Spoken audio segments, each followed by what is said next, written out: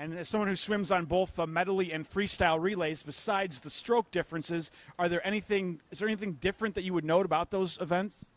I think the main difference is you're training with the freestyle relay guys every day, and you're racing them in practice every day. So that just adds another level of just like hyping each other up, and we know what we all can do. We've seen it every day in practice, so I think that's the main difference. Joe, is there a specific day or session or event that you most look forward to at Big Tens, maybe besides the ones that you're in? I'm really excited for the 500 free. Nick McDowell has been an outstanding breakout swimmer this year. He's been winning a ton of events. He's gotten a lot stronger over the summer. I trained with him pretty closely, and I'm really excited to see what he can do. Maybe qualify for NCs, take down a team record, who knows. And that is the first individual event of the meet, if I remember correctly, I think, on Thursday morning and that night. So I suppose the first chance to see a Big Ten medal awarded, at least to an individual, is cool. All right, so same kind of question for you, James. If you want to pick a stroke group that you want to highlight, or an individual, or a day that you most look forward to at Big Tens. I mean, over this past weekend, we had first chance, and Ryan Horosic really stood out in that meet, going 19 as a freshman, which is awesome. So I think that really gives all the guys in our little sprint freestyle group some confidence going into this meet, knowing that he could do it this weekend, and I think we can all throw down times like that at Big Tens. So we look forward to seeing what Ryan can do in week number 2. But, yeah, that was impressive to see him break 20 seconds as a freshman. All right, so we're going to close out the segment with what we call personal preferences. So you guys get to pick a number here between 1 and 11. You can't repeat a number, or you can't repeat a word or an answer said in front of you. So how about we'll start with you, Joe. Between 1 and 11, what do you got? 7. 7.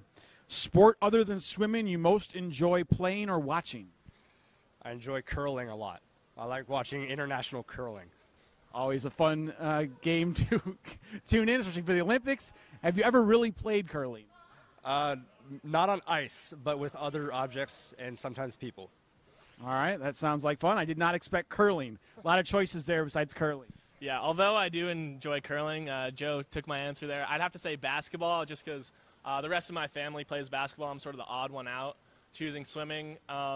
So, yeah, I love watching basketball. I like watching my brothers play basketball, so it's just a big family sport for us. You are pretty tall for a swimmer.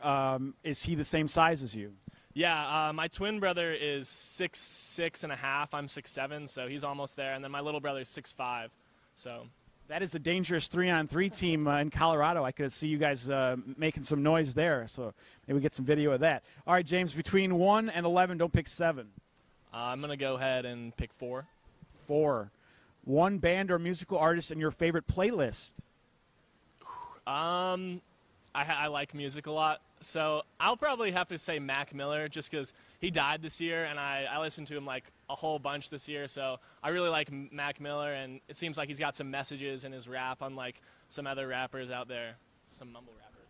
R.I.P. Mac Miller. That was a big loss for the music world. All right, Joe, so anybody else out there besides him? Lost Kings is a group that I've really been getting into. Got some EDM, some good vibes, music, something to pump you up or just watch class with. All right, last one here. Between 1 and 11, don't pick 4, don't pick 7. 2. 2. Favorite athlete or coach, current or retired? Oh, Dan Ross, obviously. He's the wisest man I've ever met, the weirdest guy I've ever met, and absolutely the most the guy who's cared about me most in all my coaching experiences. Love you, Dan. Very well said there, and also a big music fan just like James. So who you got? Obviously, you would want to pick Dan, but based on the rules of the game, we understand that you can't. Yeah, I'd probably have to say Nathan Adrian just in swimming, because he's like that anchor for Team USA, and that's sort of what I try to be for Purdue. So he really, sets a high standard for being the anchor of a relay.